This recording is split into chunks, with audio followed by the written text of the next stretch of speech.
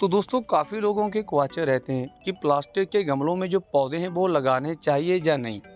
तो दोस्तों आज मैं आपको जो प्लास्टिक के गमलों में पौधे लगाने का जो तरीका है, जिस तरीके से हम जो माली हैं वो पौधे लगाते हैं और नर्सरी में जो जितने भी पौधे हैं वो गमलों में लगाने का जो तरीका है वो आज आपके साथ शेयर करेंगे। तो दोस्तों ये हमारे माली हैं, ये किस तरीके से जो हैं गमलों में पौधे लगाएंगे वो आप जरूर देखना। तो इनमें हम लगा रहे हैं अरेका पाम के साथ बंगलौरी क्रोटन, जिसे क्रोटन पैटराई बोला जाता है, और साथ में सफ्लोरा और सॉन्ग ऑफ इंडिया, और 2 गुलाब के पौधे हैं वो भी लगाएंगे। तो प्रॉपर आपको बताएंगे कि प्लास्टिक के गमलों में पौधों को लगाना किस तरीके से है और क्या फर्टिलाइज़र होना चाहिए।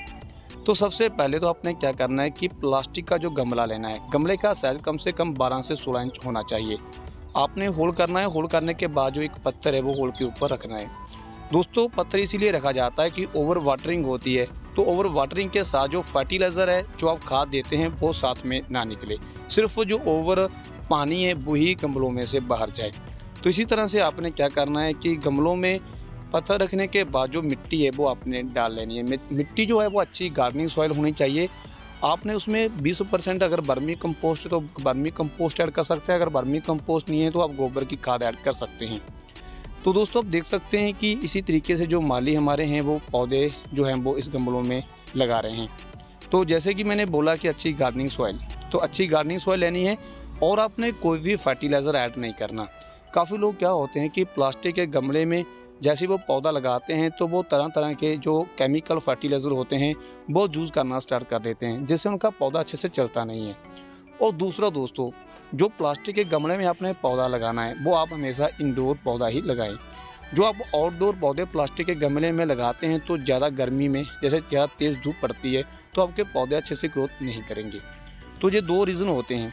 तो अगर आप इंडोर रखेंगे तो आपके पौधे अच्छी ग्रोथ करेंगे, अगर आप आउटडोर रखेंगे तो पौधे अच्छी ग्रोथ भी नहीं करेंगे और पौधे ख़राब भी हो जाते हैं।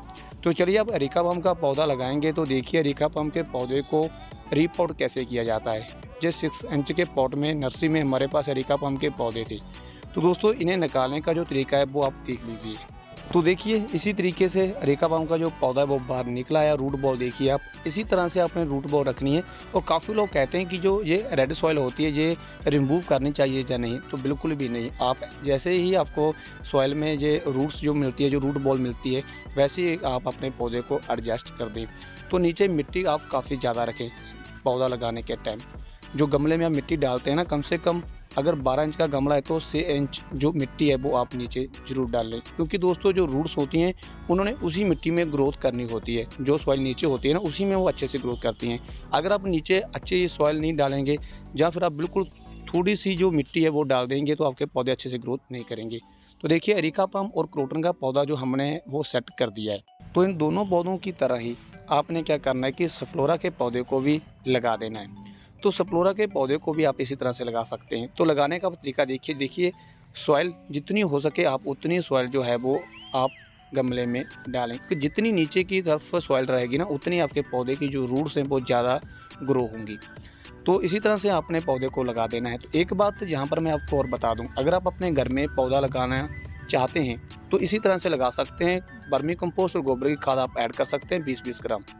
तो अभी मैं बात कर लेता हूँ कि जो सबसे बड़ी आप गलती करते हैं पौधा लगाने के टाइम, तो क्या होता है कि जो ये रूट बॉल होती है ना, इसे आप ऊपर ही छोड़ देते हैं।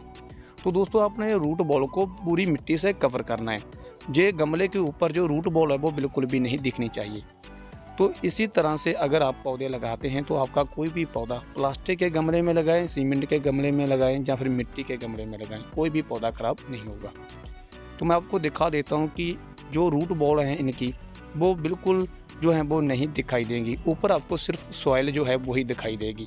और जैसे ही आपको लगे कि आपके जो पौधे हैं वो लग चुके हैं, आप इन्हें 2 से 3 दिन के लिए डायरेक्ट सनलाइट में ना रखें, धूप में ना रखें, हल्की छाँव में रखें, जहाँ पर जो धूप है वो शन कर आती हो। ग्रीन नेट के नीचे रख सकते हैं, पोर्च में रख सकते हैं, बालकनी में रख सकते हैं जहाँ पर धूप सुबह की आती है। और जैसे ही आपको लगे कि आपका पौधा सेट हो गया है, 10 से 12 दिन जो हैं वो लगे हुए हो गए हैं, तो आप उसे क्या करें कि धूप में रख सकते हैं जहाँ पर 3-4 घंटे की धूप आती है। तो दोस्तों मेरे दूसरे चैनल के ऊपर मैंने एक वीडियो डाली है कि विंटर से पहले हम अपने पौधों की केयर कैसे करें ताकि जो ठंड में हमारे जो पौधे हैं वो ख़राब ना हो। तो वो वीडियो भी आप जरूर देखना, उसका लिंक मैं आपको डिस्क्रिप्शन में दे दूँगा। तो दोस्तों आप देखिए कि जितने भी जो पौधे लगे हैं इनकी किसी की भी जो रूट बॉल है वो ऊपर आपको दिखाई नहीं दे रही। तो ये अरेका पाम का पौधा लगा है, इसे भी हम लगा रहे हैं, तो देखना कि इसकी जो रूट बॉल है वो पूरी तरह से सॉइल से कवर हो जाएगी।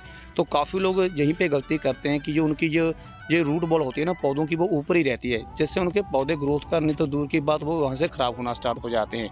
तो दोस्तों आपने नीचे ही रखना है रूट बॉल को। तो ये 2-3 बातें आप हमेशा ध्यान में रखें, आपका कोई भी पौधा ख़राब नहीं होगा।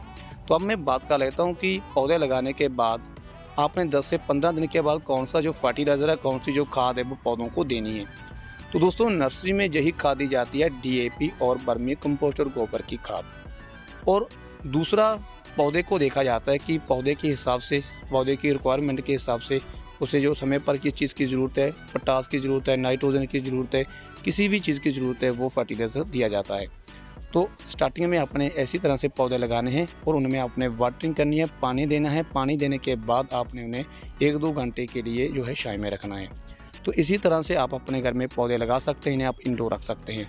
और ज़्यादा से ज़्यादा आप इंडोर पौधे ही जो हैं वो प्लास्टिक के गमलों में लगाएं। अगर आप आउटडोर लगाना चाहते हैं तो सीमेंट और मिट्टी के गमले में आपको पौधा जो है वो लगाना चाहिए, तो आपका पौधा कभी ख़राब नहीं होगा।